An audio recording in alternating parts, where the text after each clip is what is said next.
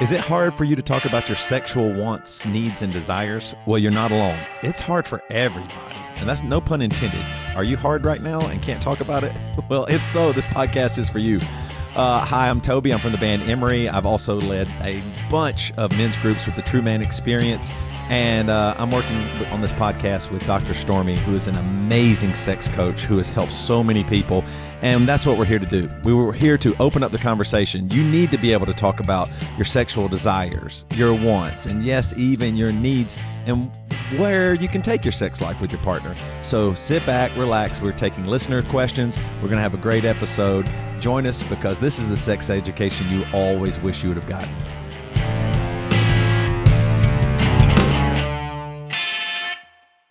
All right, we're back with another episode of Sex 101, and this one, we just said, is going to be interesting. And one of the reasons why is because we did role play and we did monogamy a while back, and people found it okay, interesting, but they weren't as, it wasn't as titillating or as like, sexy. You know, people go, oh, monogamy, I'm monogamous. You know, I think I can understand that. But this week's episode is polyamory, polyamorous lifestyle. We're going to talk about that.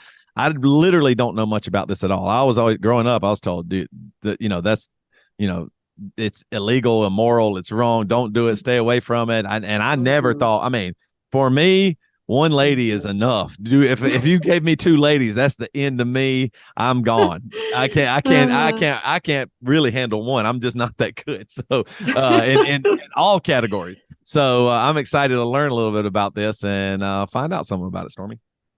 Yeah, awesome. I think it's like, right. So we're really talking about relationship frameworks, right? And monogamy, one of our episodes recent was what we said, conscious monogamy. So how do you move monogamy from default to consciousness? And I totally recommend that.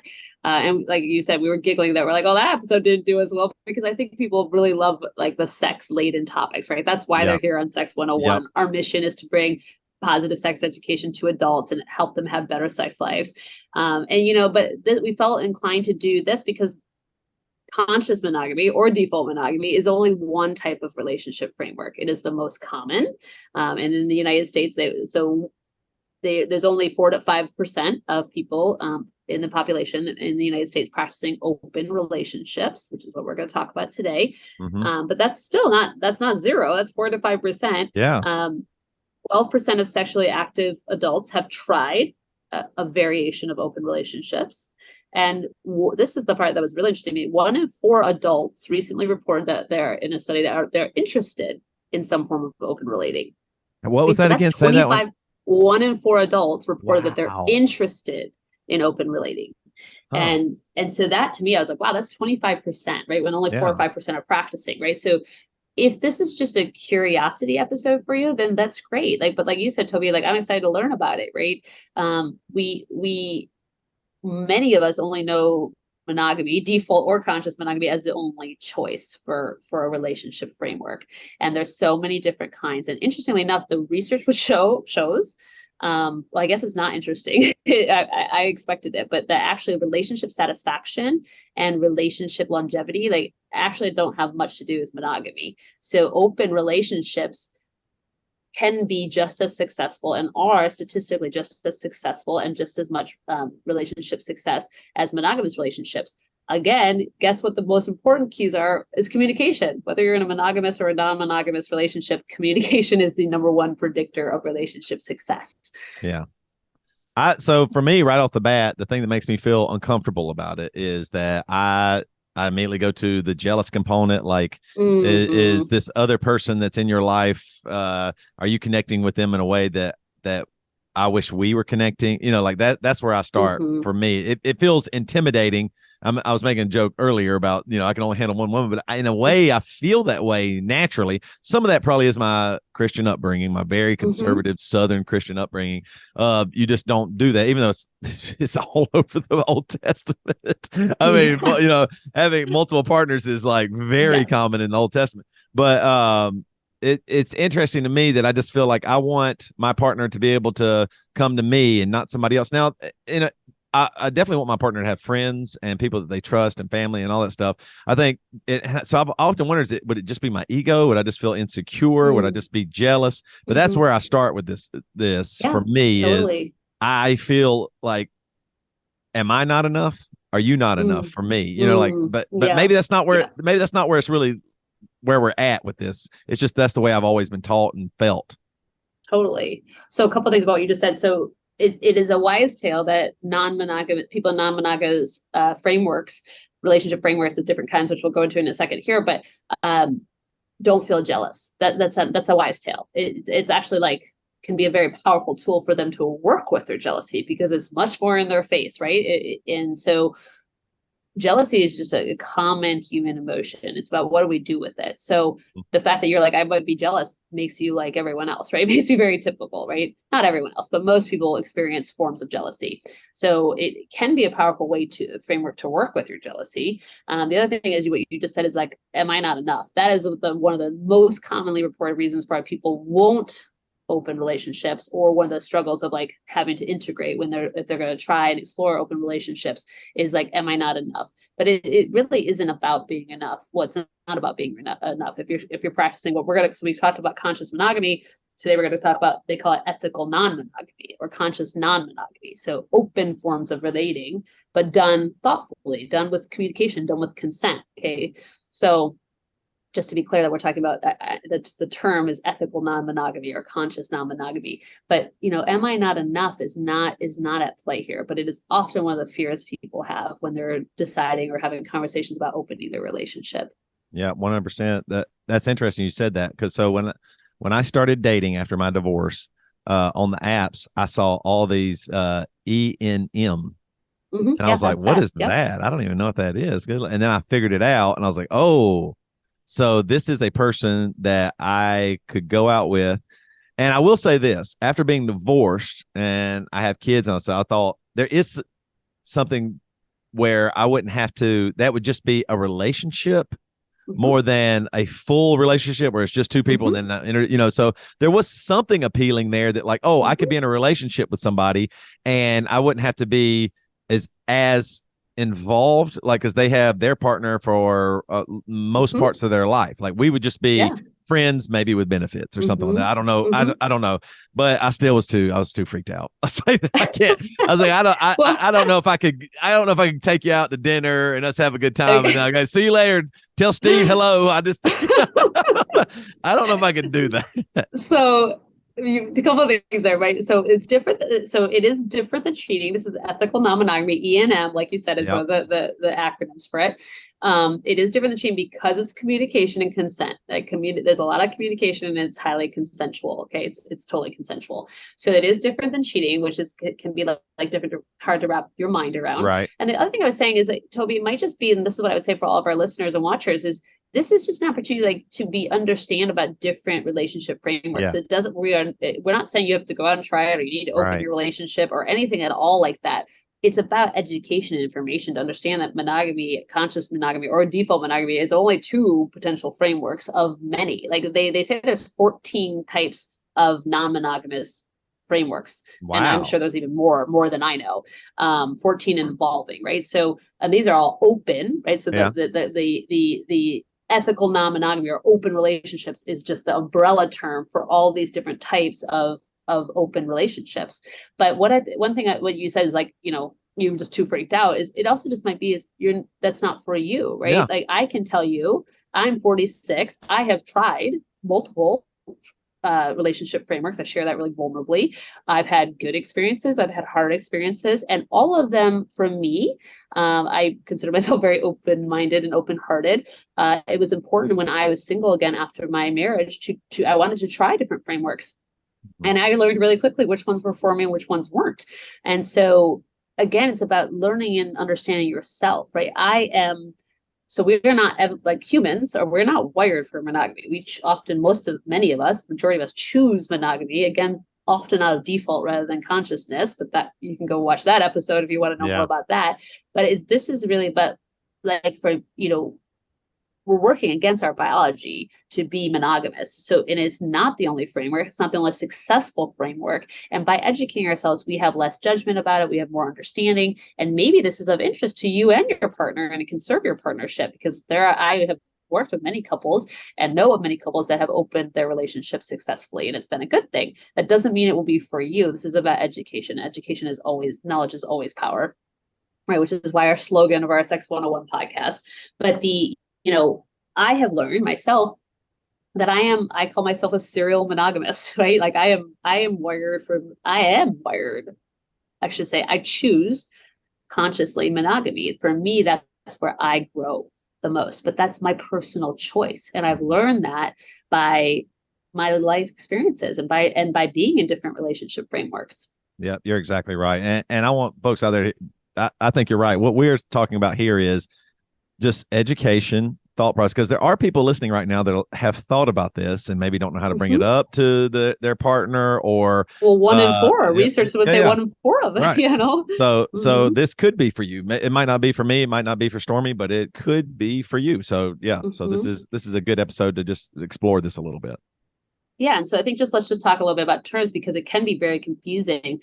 And I am by no means an expert in this area, but I love learning about it. So I read a lot about it. I have worked with clients practicing all different relationship frameworks. I've practiced really different relationship frameworks myself, but ethical non-monogamy overall is that umbrella term, right? So I'm either I'm either romantically and or sexually and or emotionally intimately and or sexually involved with more than one person.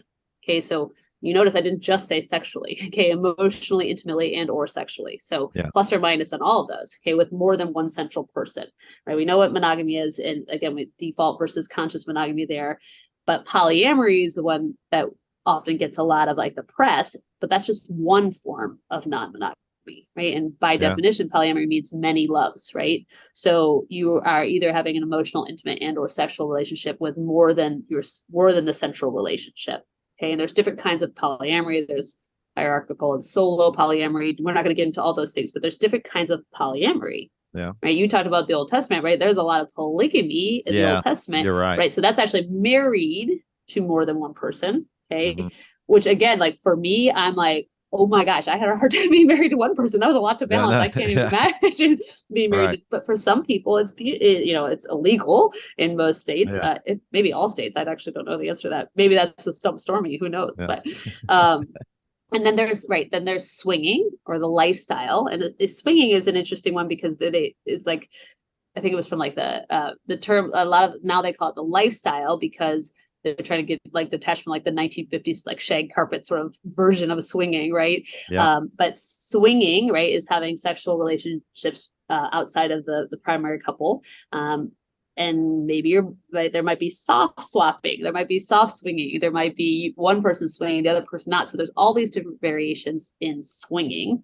But one of the differences between polyamory and swinging is polyamory might be an emotional or a love partnership. Swinging is the focus is on the sexual part of the relationship outside of the central relationship. Okay. Learn a little bit about the differences. Yeah, totally. And then there's so many others. We're not going to go into all 14, but there's thruples, right? So 3 people in a couple, thruples, right? There's a closed V relationship where 2 of the people aren't relating, but the third person is the connection between the 2, right? There's polyfidelity. There's polymonogamous partnerships. You mentioned casual sex, right? You mentioned like friends with benefits, casual sex relationships. That is another form of non-monogamy, of ethical non-monogamy. There is also the term that kind of is, I think 2011 was the term was coined, but monogamish, right? So monogamish couples. So what that basically means is a couple that is mostly monogamous, choosing ethical, conscious monogamy, and they have exceptions that are very specific, very boundaried, have a lot of rules around them, understanding and agreements around them, but they have basically, think of it as like a hall passes in different ways, right? You might think of it that way. So they have agreements on being mostly monogamous except for ... Okay, so that's monogamish. And then, then there's things like relationship anarchy, which is turning the whole relationship frameworks upside down in their head, sexual and non-sexual. Okay, so these are all just some of the 14 types of non-monogamous, ethical non-monogamous frameworks. Mm. I didn't know there this. So you can have different partners. You can have different partners with different ways of being. I mean, there's a lot going Hmm. on here, and I mean, I guess it's just it. This would be. I do think this is such a sensitive and delicate topic to bring up to your partner, though. Like if you're thinking Totally. about this, this is one that you might have to be almost the most careful with in a way, just because this could really hurt somebody's feelings. Like, it could really make them feel Yeah, insecure, or absolutely. or question your relationship. Like, should we split up or something? This is a tough one. It's a big one. It's a Yeah. big one. So thanks for bringing that to light, right? So because a lot of our listeners and viewers are in partnerships, and both Toby and I have a huge heart for partnerships. Like that's Yeah. our orientation.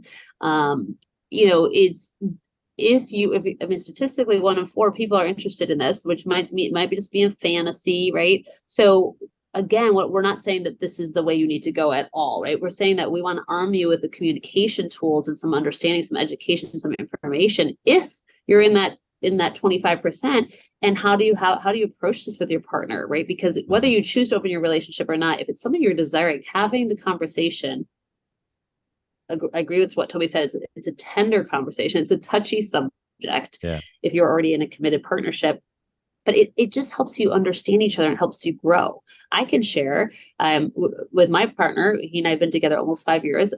He's a boyfriend, although I feel way too old to say boyfriend. But we're in a conscious monogamy. We practice conscious monogamy. That's what we've chosen. But we talked about and didn't explore, but talked about what are our agreements. Why not this? Why this? We have had, and he was like, Stormy, I never had this kind of conversations with anyone before, right?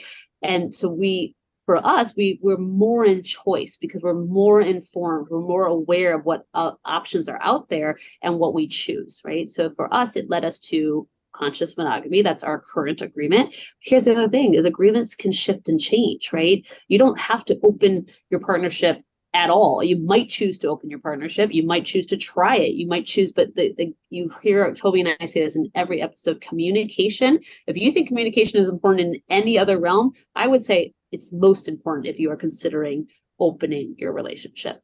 Yeah. Yeah, 100%. Just be careful. It's a delicate, and it's okay to express your wants and desires as long as you have that love and care for your partner, for sure. Absolutely. And I think it's also right, like again, to share personally, I have explored that. I choose conscious monogamy. That's what serves me. That's where I grow the most as a person and as a lover and as a partner currently in my life. And the fantasy of, let's say, another partner is, for me, is better left in fantasy. So it can be a part of my fantasy world. It can be a part of our play. For me, am not choosing to live it out in reality right now. So right, but only by having these conversations with my partner and looking at inside myself did I become aware of that. Right. Yeah. So, and it's one part of fantasy, right? There's many parts of fantasy. So Esther Perel talks about that. Like, you might have a desire that is better lived out, serves you more lived out in fantasy than in reality, but you only know that by exploring it. That's powerful. I really like that you said that, because I think a lot of times people think, especially like once again, growing up very conservative Christian, my Mm-hmm. fantasies were considered evil and wrong. You know what I mean? Right. Those are bad. But there's an idea there where you can be turned on by, because we always say your brain is the biggest sexual organ you have. Your Mm-hmm. mind can lead you down a fantasy that is very enjoyable that you don't need to explore in real life. That Right. it wouldn't play out that way. You It wouldn't wouldn't play enjoy it out. the same way, Right. because in No. your fantasy you can kind of be in control. You can dictate some of the Yeah. thoughts and where it's good, and but it wouldn't be as fun. That's really, I'm really glad you said that, because that can be okay too. Like, explore Mm-hmm. that, and that can maybe be a big turn on, the same way as when we did the role play episode. There's things that can turn you on that aren't always going to be needed or wanted or used. You're not always Absolutely. gonna, yeah. And so I think that's a really great thing to say. Your fantasy can be really very powerful and such a turn on, Mm-hmm. and It's huge. help you get to experience something in a way that maybe you didn't want to experience in real life. Right. Versus like repression, or I'm going to just ignore this desire I have, right? Like Yeah. communication and consent, right? Communication and consent. We say it all the time because I cannot say enough how important it is, right? Yeah. And so, we wanted to give you kind of some of the information about these different paradigms or these different frameworks, because many people don't even know about them. But also, like Toby said, if you're gonna approach it gently, I want to give you guys some tips about it. We talked about if you don't have good communication and you are in a monogamous partnership and you're considering that you want to open it up, I would say don't, because you need to have really good communication skills. And here's the other kicker. You both need to have really good communication skills. Not perfect, because no one has perfect communication skills, right. But you need to be very committed to really good communication, both of you, to make this successful. And this is a partnership that's monogamous, that's considering opening up into open relating. Right. The other thing is, one of the biggest things that I see in my work, and also personally and with friends and things like that, is, oh, I'm going to open my relationship is in dire straits. We're barely hanging on, so we're going to open it to save it. I promise you that will not. Well, I can't promise you. It is mostly likely that will not work. Right. Right. So if you're opening your relationship to save it, that is a red flag, right? Yeah. Consider other things. Yeah. 100%. Yeah. That isn't the way to save it. I mean, it's the same. Yeah, you're right. Don't do that. And here's this is my own personal thought. I literally tell my partner this. I was like, if you choose, then just choose then let's lovingly, thoughtfully choose to end the relationship, and you can go do what you want and I can go do what I want, right? Like, for us, that's part of our agreement. Because here's the other reality, whether you're in a monogamous partnership or a non-monogamous partnership, or variation of the energy of attraction. I tell my partner, if you're not attracted to other women, you're literally dead. You're dead, right? But we are in a conscious monogamy partnership. So how do you work with the energy of attraction? What do you do with it? How do you talk about it? How do we talk about it as a partnership, right? Yeah. It is just the energy of attraction. And I have been through infidelity, not in my current partnership, but I've been through infidelity in other partnerships. It is so hard and painful. But part of it is that you're not working with that energy of attraction consciously. Right. We are attracted to other people, sexually, non-sexually, intimately, emotionally, all different ways. Right. They're, like people say, soulmates. Right. That's a recognition that you feel like you know someone. Right. So the more you're willing to work with this, talk about it, communicate about it yourself and in your partnership, the better your partnership is going to be. Love it. And so that's a tender piece too, right? Like, communicate about it. And then I think, if you are considering opening your partnership and you're not doing it to fix your relationship, and you have really good communication, then being very clear, what are the boundaries and agreements? Because all of those that I just went through and all 14 have specific agreements, but they have general agreements. And then you specify it in your couple or in your throuple or whatever it is going to be. What are the agreements? Are all people on board with the agreements?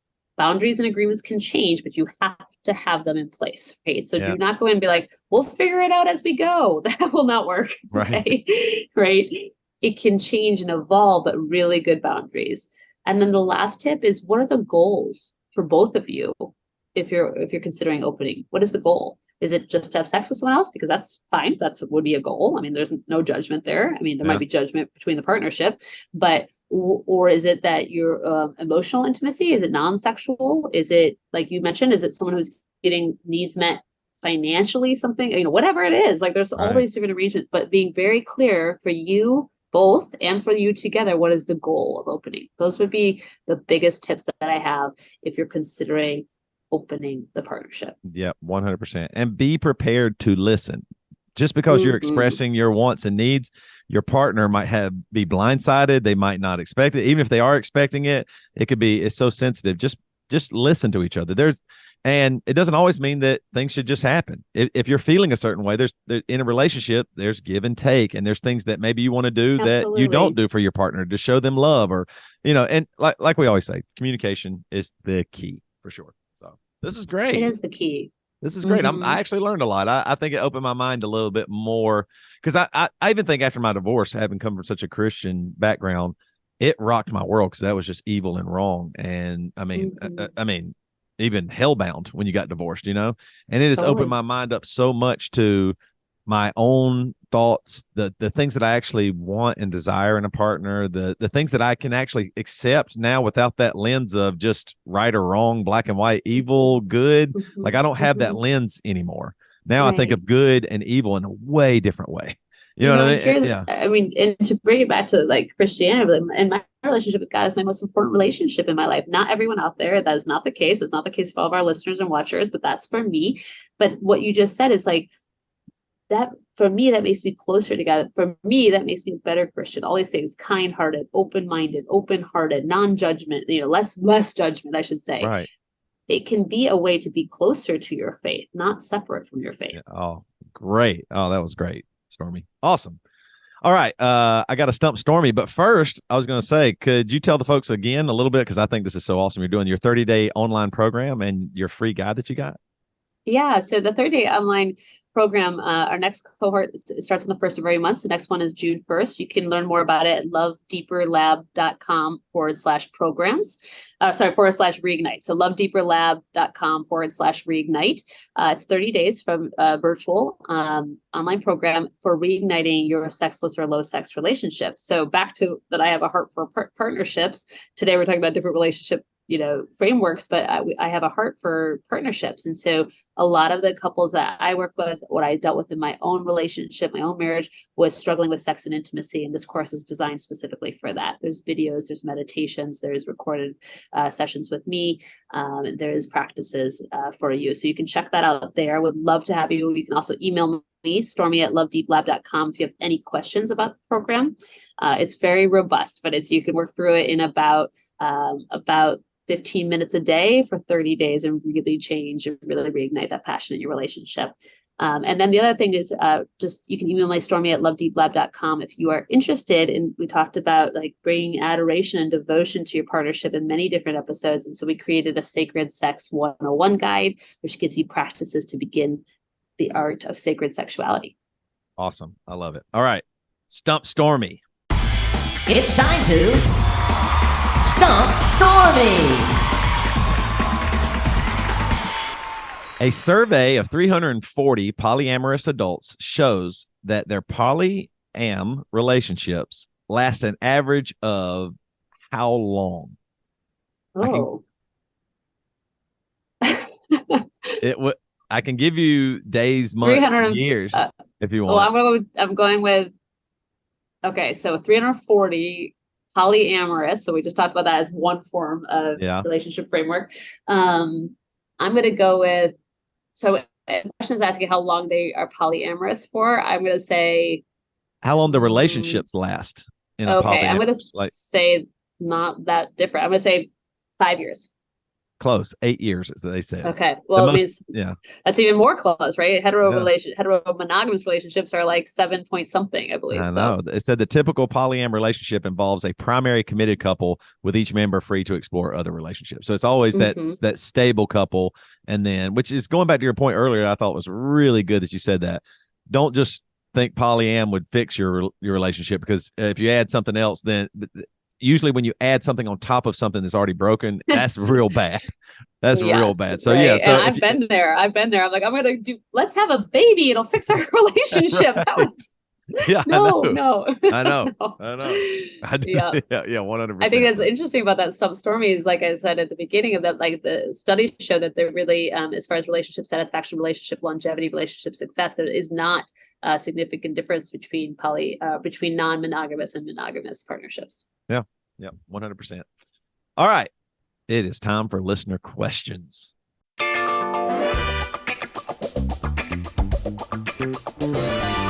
Have a question? We've got answers.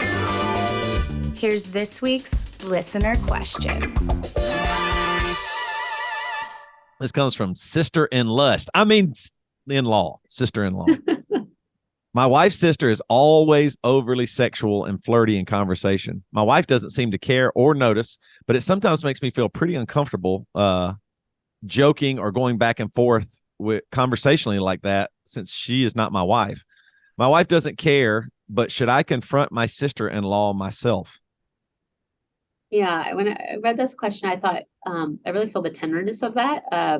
Right, that's an uncomfortable situation. I also honor your honor for your wife. It's beautiful that something doesn't feel quite right to that. So I was thinking about the tips, and I was like, I think I would trust that something doesn't feel quite right to you.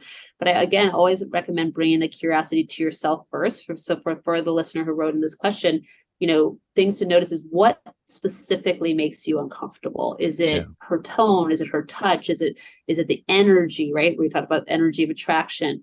Are you feeling attraction from her? Are you feeling attraction to her? Really getting curious with yourself first. Okay, these are hard things to do. So bringing that curiosity to yourself, and then also noticing, does the sister-in-law change when her sister is pregnant? Does it change? Do you feel less of like this? Does she change her interaction, her energy, her flirtiness, or whatever when her sister is pregnant, when your wife is present? Just noticing that will give you some more information.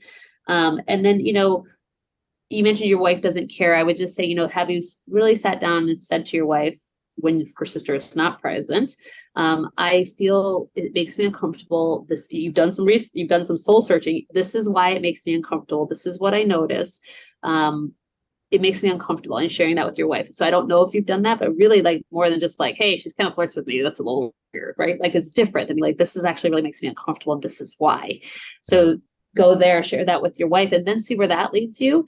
And then I think as far as your question about confronting your sister-in-law yourself, there's no right or wrong there. It's really about your boundaries. Like you might say, I would definitely talk with your wife first in more depth. And then I would say, recommend that see where that goes, your conversation with your wife. But then it might be like, hey, whatever, Jane, it really makes me uncomfortable when you touch me in that way, or when I feel like there's like flirtiness between us. It makes me feel like I can't really relax around you, right? There's a way to say it without being like, dude, why are you flirting with me? Right. Because she might not be, she might not feel like she is, right? So those would be kind of my thoughts on that. It's a really tricky question, right? Families get tricky. Family of origin relationships get tricky, but it's really back to that. If something feels off to you, that's where you need to start. Yeah. And I think too, don't feel like you have to respond. Like if someone is joking in a way you don't like, you don't have to respond. You don't have to do anything. And then most likely that person will go, oh, you don't think I'm funny? Or what do you do? And you go, well, honestly, I do feel a little uncomfortable. You allow them to ask you about how you feel instead of going to them. Let that person recognize that you're feeling uncomfortable, and then you can respond in a kind way, but let them know how you feel. Yeah, I think that's really well said, right? And to your point, it might diffuse it if you're like just not engaging with the flirtiness. And I don't mean like crossing a line, but I mean even engaging with the energy of the flirtiness. It might just diffuse itself naturally too. It's a great point. Yep, you're right. All right, I didn't write this name, but it's Hung Aussie Husband. Got an Aussie on this episode. Hey, pod hosts. He calls us pod host too. That sounds so Australian to me. I love it. I'm really enjoying your show. Just had a question about sex. A little background. My wife and I have been together for nearly 15 years, since our late teens. And now we have 2 children together, and she has a career and I'm working on mine. We both took more of an interest in our own fitness about 2 years ago and have been making great progress. Me lifting and her practicing pole fitness. The other night, right after we had both worked out, she wanted a spontaneous sexual session, and she wanted it immediately. My machinery didn't start up quickly enough for her, and she took it very personally. I feel like a little more time and it would have been fine. I also function perfectly every time and have done so until now. Is it normal to have an off night in my mid-30s? How do I put her mind at ease? Yeah, super great question. Well, first of all, I honor you both for your fitness journeys. And also I would say pole fitness. I love pole fitness, but it's very sensual. Pole fitness is very sensual in and of itself. So like, it makes sense that your wife afterwards was like, oh, like I'm hot to try. Like, let's do this. Right. So just like a little bit there, but yes, it's totally normal.